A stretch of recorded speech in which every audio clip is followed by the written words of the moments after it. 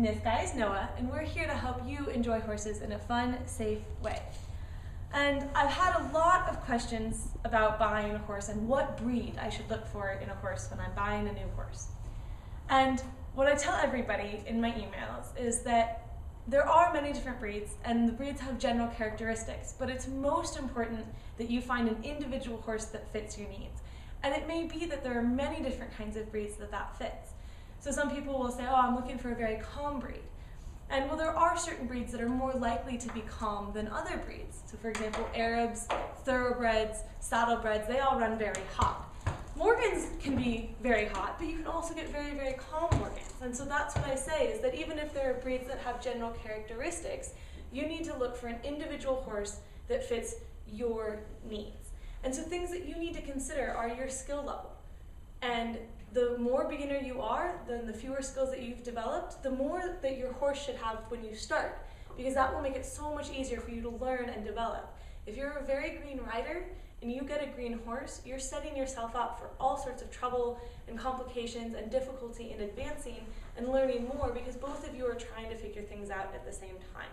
So if you're a beginner rider, really look for a horse who's sort of been there, done that, and can help you learn and can help teach you where you want to go and what you want to do.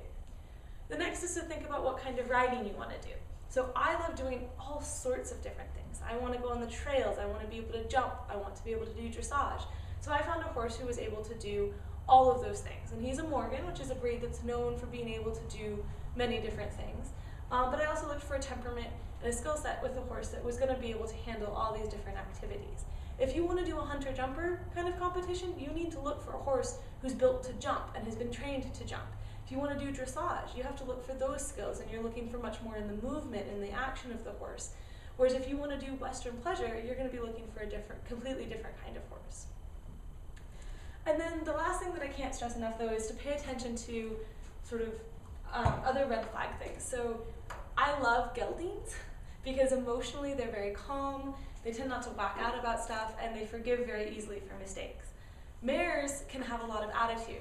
They can be great, they can be fiercely loyal, and they tend to be a lot more intelligent than the average gelding, but they will get mad at you and they will have discussions with you and disagree with things that you want to do.